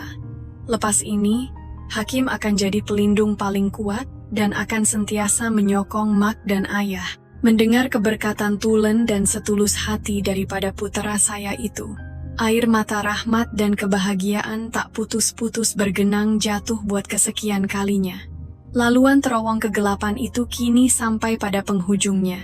Sinaran pelangi cahaya yang cemerlang mulai menerangi di hadapan laluan terbentang. Kesudahannya, apa yang hanya tinggal buat masa ini hanyalah jalanan yang harus kami turuti saling bergandingan tangan meredahnya, dan mensyukuri anugerah keberkatan ilahi ini seadanya. Berkat usaha keras dari pihak Hakim, berbulan-bulan seterusnya sebuah sarang syurga terbaharu, kami terbina kukuh di pedalaman alam semula jadi terpinggir ibu kota Kuala Lumpur, terletak aman di hulu langat. Tingkat bawah beroperasi dengan pembahagian bengkel ukiran kayu separuh dan separuhnya lagi dekorasi pameran bunga.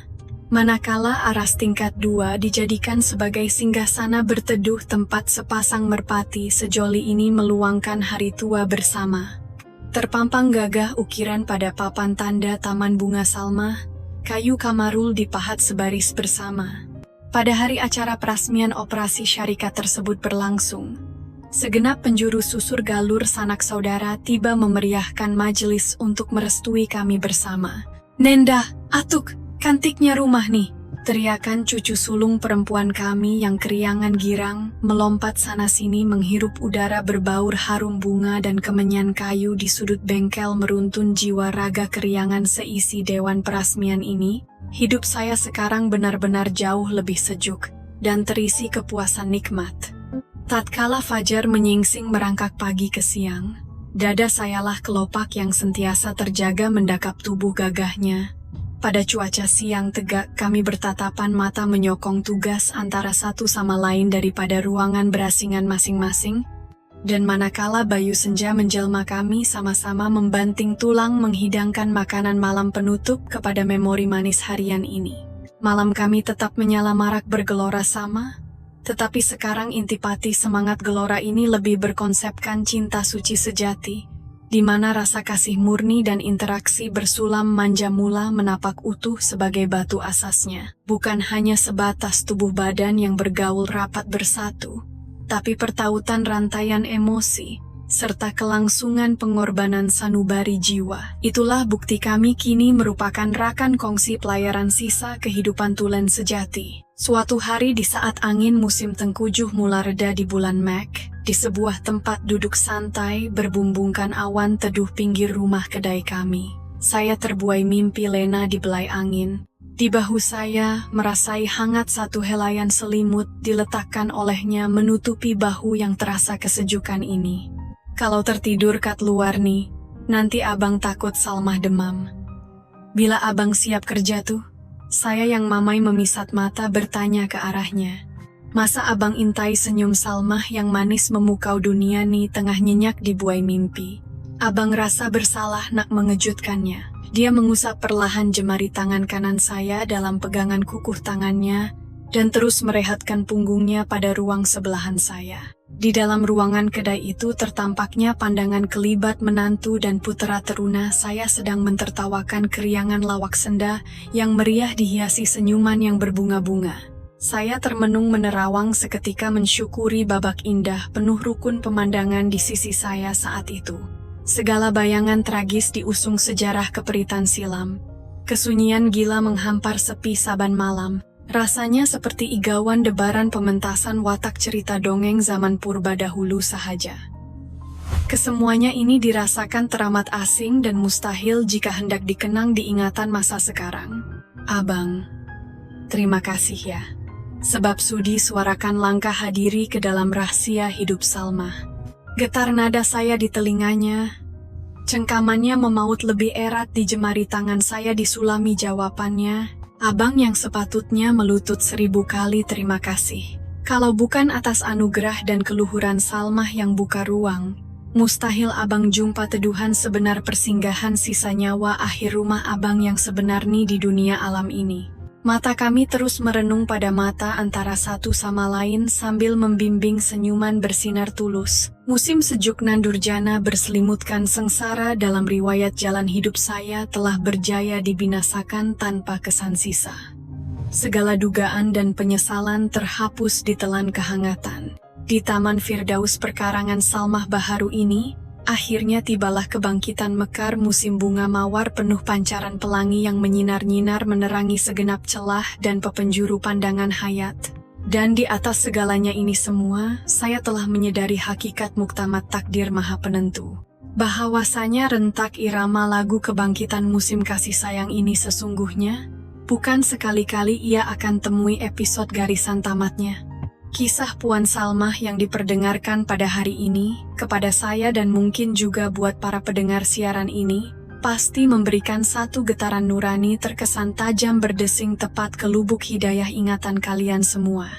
Ia bukan sekadar satu kisah dongengan naratif asmara percintaan marak penuh sengketa yang bangkit menjelang usia mencecah usia 60-an sahaja. Malah lebih besar impaknya dengan menembakkan pelbagai kupasan mendalam buat penyoalan hakiki bagi kita mentafsir sebuah hikmah riwayat kehidupan bersulam kebahagiaan tulen. Seringkali kita gemar untuk menoktahkan ukuran pada helaian sifir usia, ataupun meletakkan gari taklik pada nama gelaran yang mengunci fungsi watak peranan sebagai si ibu tua, istri, balu semata-mata di dalam rumah kurungan tersebut. Perkara ini terbukti pernah menyelubungi minda mangsa seperti yang dilalui susuk Puan Salmah sebentar tadi. Sesudah menyerahkan jasad suaminya pergi jauh kembali pada Sang Pencipta selama 5 tahun lamanya, pendiriannya mati meyakinkan dirinya bahwa dunia dan ceritera hidupnya turut sama terkubur mati layu bersama tugu simen batu nisan belahan jiwanya itu. Beliau menetapkan bahwa takdir keistimewaan kewanitaannya, keseronokannya, tiada harapan untuk dikecapi berulang kali lagi, lalu menghumban, mengunci fitrah kebebasan dirinya di belakang tirai jeriji sangkar kesejukan besi bergelar kerinduan dan kesunyian. Semburan kata-kata bisa anak terunanya sendiri. Mak tak tahu malu ke?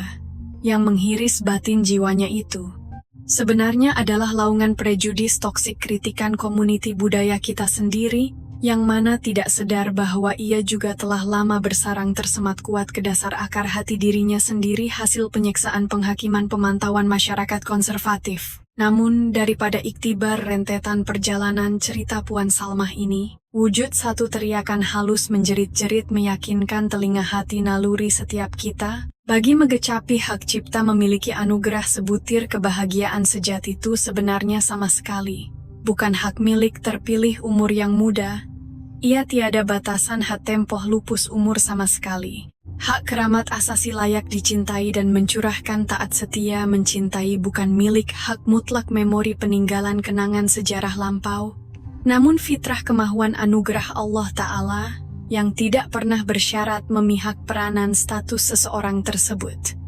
Kelincahan dan asbab kebangkitan semangat luar biasa sewaktu pertemuan Puan Salmah dengan Susuk Kamarul yang meleraikan balutan pengabaian fitrah kewanitaan itu melondehkan ronta naluri kesepian pada hakikat wujudnya kehendak asasi fitrah.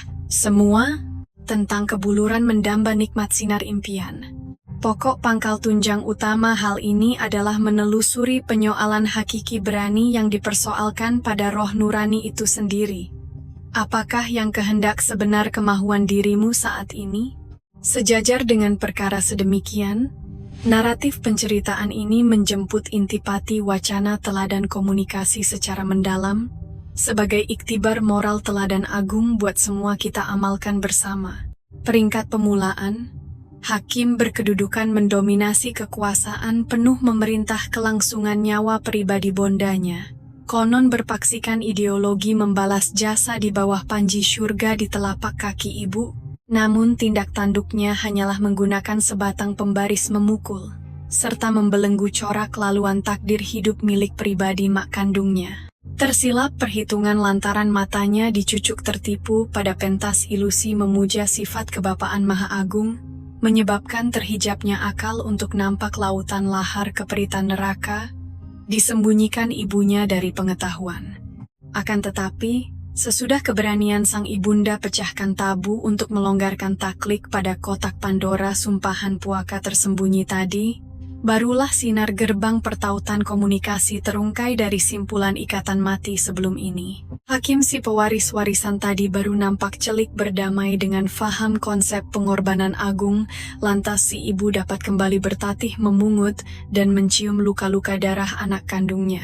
Memang ada benarnya sesekali hakikat ranjau kepahitan itu pedih melampau jika ditelan bulat-bulat, tapi racun itulah penawar bagi memulihkan keretakan dan mengutuhkan susunan kemas dinding tembok binaan di antara tali hubungan sekeluarga semula. Dalam susuk perwatakan N. Kamarul tadi, membolehkan kita selami falsafah sifat ketelusan, kejantanan dewasa terulung, sebenarnya rupa di wajah bumi nyata ini sebegini rupanya. Keberanian tulus mempamerkan kudis parut sejarah kehilafannya memecahkan pertahanan hakim. Dia memilih menukar pendekatan menyergah melalui pendirian paksaan menggunakan ugutan keras, sebaliknya meminta izin berdiplomasi serta belas ihsan di medan perdebatan ini. Mesesnya di situ memaparkan sifat cinta sejati bukanlah sejenis takluk penindasan membolot segalanya, namun sifatnya adalah murni, sedia menerima realiti korak cacat celah pasangannya dengan keredaan ikhlas, demi mendoakan memelihara benteng jaminan perlindungan kesejahteraannya tanpa mengharap balasan pertukaran daripadanya. Demikianlah intipati paparan mulia tindak tanduk gerak-geri pahlawan Kamarul kita di dalam perikatan watak persembahannya pada hari ini. Tuntasnya pada kata akhir penceritaan, barisan trio pewaris tahta kehidupan ini bersatu, bergabung kudrat bersatu merempuh kekusutan konflik trauma, salah sangka silih berganti, bagi merombak asas definisi keluarga modern alaf baharu. Ruang bekas peninggalan yang dibakar noda penderitaan kisah lama kini dimanfaatkan secara produktif, disuntik harapan segar perniagaan legasi baharu, Taman Bunga Salmah, serta Kayu Kamarul. Bukti tersohor. Proses pelenturan pemulihan trauma sejati merupakan ramuan mujarab mendidik proses kematangan pemulihan evolusi kebesaran sejati kita semuanya secara serentak. Bukan begitukah rakan sekalian? Jika ditanya kepada sanubari kalian saat siaran rancangan bersiaran kini, adakah kalian juga kini berada pada kancah pergelutan trauma yang memerangkap tali leher masa hadapan yang belum mampu kalian bebaskan teringatkan belenggu sengsara memori zaman peninggalan dahulu kala? Ataupun adakah terheret cengkaman kutukan rantaian sindiran jelik prasangka puak-puak kolot yang berpuaka lantas melemahkan keupayaan menjejak impian hasrat mengusap ganjaran hak pribadi kebahagiaan sendiri kalian saat ini juga?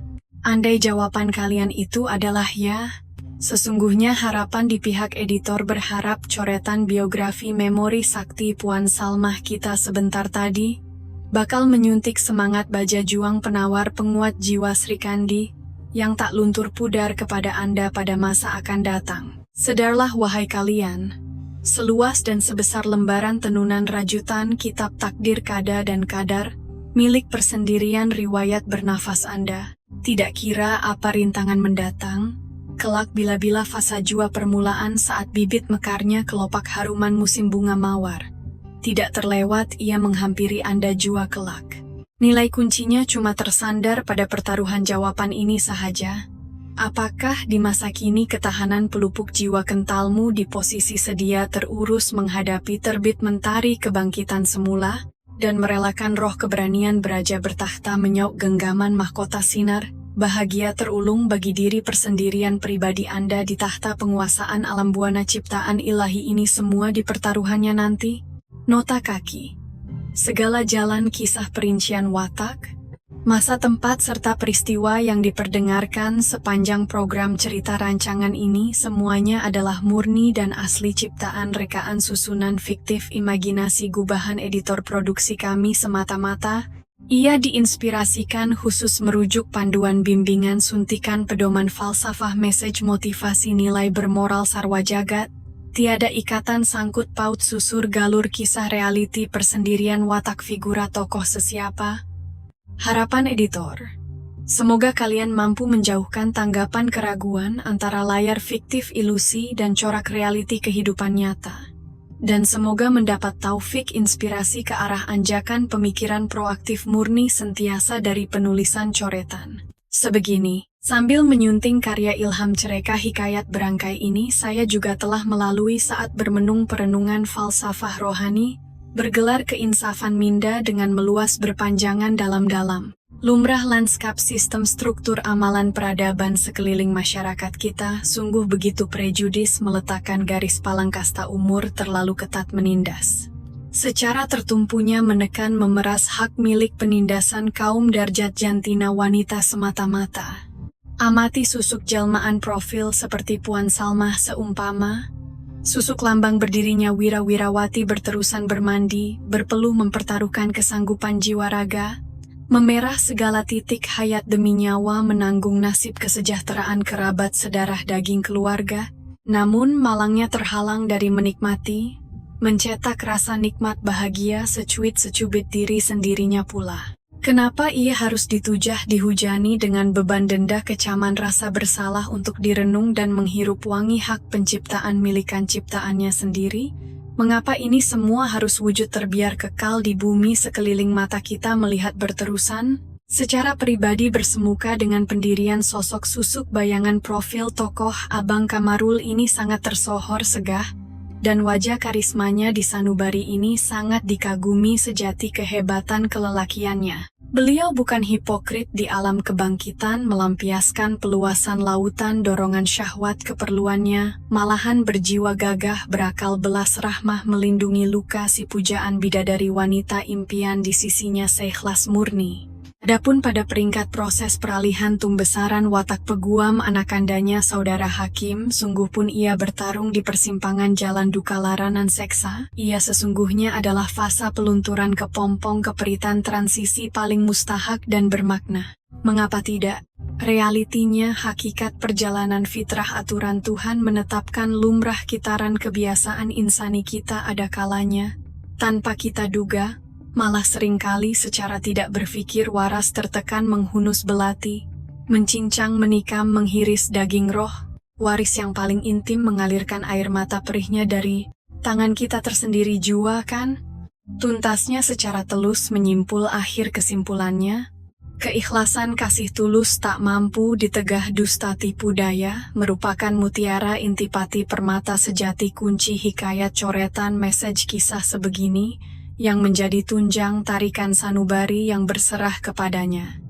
Bila diimbau merenung pergelutan riwayat kehidupan watak Salmah, menggali keluar, mencari meraba bayang, mencuri semula roh nama panggilannya yang tersasar di penjara lara sepi, serta kebangkitannya menongkah onak dan duri, melangkah wajah menebus kembali kemuliaan bergelar mahkota wanita merdeka, menuju panji istana pencarian takdir hak cipta kebahagiaan abadi terunggulnya itu. Ia telah membobol keutuhan jiwa, dan tanpa dipaksa tak semena-mena terhambur luruh titisan kaca permata air mata, empati menyirami dari kolam birai tubir air mata saya secara sedar maupun tidak terlintas ini. Diharapkan jua dan percaya, sesungguhnya wadah kisah pesanan nukilan rantaian cereka ini tidak pernah berhenti berpegang bersuara hanya di had garis percintaan hujung musim senja, malah merentasi dimensi merentang seluruh lautan galaksi rentas pemikiran segenap lapisan jurang genetik umur usia membarakan,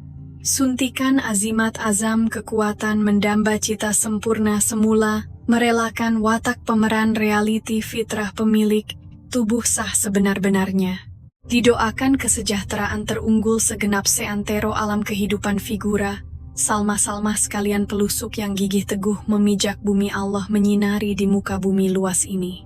Teruslah dan berusahalah tanpa mengenal henti lelah menabur semayan benih, agar rimbun megah mekarnya dedaun seri kelopak warna mewangi teragung mekar tersergam seluas permandangan laman taman nirwana pribadi di halaman sudut rahasia diri, Anda masing-masing kelak dengan diiringi sorakan takbir, kalimah dorongan berserta setulus restu keberkatan ikhlas permai daripada sudut ruang minda dan dada hati ini. Seandainya coretan hiasan perbualan kata rancangan episode penceritaan kita di edisi edaran hari ini berjaya mengetuk meruntun menghanyut segenap pintu tingkap rohani yang menyentap tali benang perasaan bersambut dengan kalbu jiwa naluri pendengaran kalian di persekitaran sana.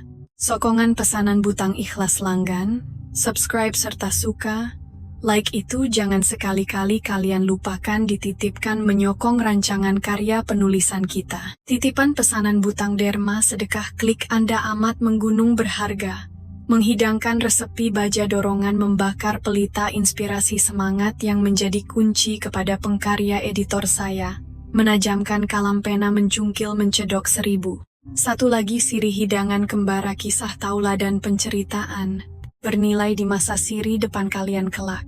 Tidak ketinggalan pula dirayu memohon kepada para pendengar penonton setia yang pernah menyeberangi lautan onak duri sejarah berbekas coret warna, seakan seiras melata atau buah renungan terselit yang mungkin seakan sealiran bersama, kemanjaran renungan dalam hidup bergelar pribadi di hari yang sudah berkenan sungguh-sungguh kalian dijemput berkongsi menjajah nukilan luahan ceritera, tanpa sekatan batasan melalui corong-korong komentar ruang komen menanti di sudut bawah sana, bersama khalayak para penonton bersatu semuanya. Percayalah bahwasanya lafaz ayat coretan baris huruf ejaan Anda di ruangan papan ulasan itu mampu menggerakkan gelombang menepuk, menenangkan bahu sandaran melegakan dan membangkit azimat ketabahan nyawa sokongan terbesar demi untuk kelangsungan nyawa kelangsungan saudara persekitaran khalayak pembaca sahabat Anda yang meliar dalam pelarian di hujung kegelapan sana ketika membaca di sana, beriringan bersama, sampai kita bersua. Salam pertemuan untuk waktu di dimensi tayangan berikutnya. Kita akan berjanji bersua temu menjengah berkongsi pengajaran bermoral merentap getar lautan gelombang jiwa kalbu di persinggahan edisi yang datang kelak. Sekian wabillahi taufik wal hidayah. Assalamualaikum warahmatullahi wabarakatuh.